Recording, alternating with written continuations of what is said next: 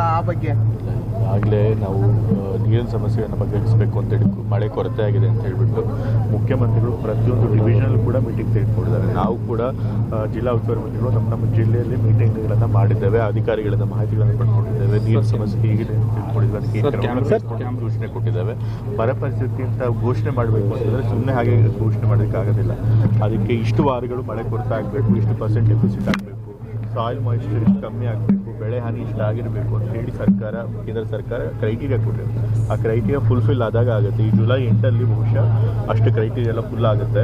ಮಳೆ ಇನ್ನೂ ಇದೇ ರೀತಿ ಕೊರತೆ ಕಂಟಿನ್ಯೂ ಆದರೆ ಆವಾಗ ಬರ ಪರಿಸ್ಥಿತಿ. ಸರ್ ಈಗ SIR ವಿಚಾರದಲ್ಲಿ ಬಿಜೆಪಿ ಮತ್ತು JDS ಅವರು ಹೇಳ್ತಾ ಇದ್ದಾರೆ, BLOಗಳನ್ನ ಕಾಂಗ್ರೆಸ್ ಸರ್ಕಾರ ಮಿಸ್ಯೂಸ್ ಮಾಡ್ಕೋತಾ ಇದೆ ಅನ್ನೋದು ಒಂದು ಆರೋಪವನ್ನು ಮಾಡ್ತಾ ಇದ್ದಾರೆ. ಕುಮಾರಸ್ವಾಮಿ ಕೂಡ ಅದ್ರ ಬಗ್ಗೆ ಕಂಪ್ಲೇಂಟ್ ಅನ್ನು ಕೊಟ್ಟಿದ್ದಾರೆ. BLOಗಳನ್ನ ಹೇಗೆ ಮಿಸ್ಯೂಸ್ ಮಾಡ್ಕೊಳಕ್ಕಾಗತ್ತೆ?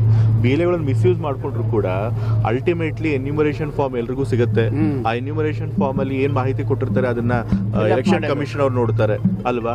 ನಾವ್ಯಾರೋ ತಪ್ಪು ವೋಟರ್ ಅಲ್ಲದೆ ಇರೋರಿಗೆ, ಜೆನ್ಯೂನ್ ವೋಟರ್ಗಳಿಗೆ ನಾನು ಎನ್ಯೂಮರೇಷನ್ ಫಾರ್ಮ್ ಕೊಡಿಸಿದ್ರು ಕೂಡ ಅದು ಎಲೆಕ್ಷನ್ ಕಮಿಷನ್ ಅವ್ರಿಗೆ ಗೊತ್ತಾಗೋದಿಲ್ವಾ.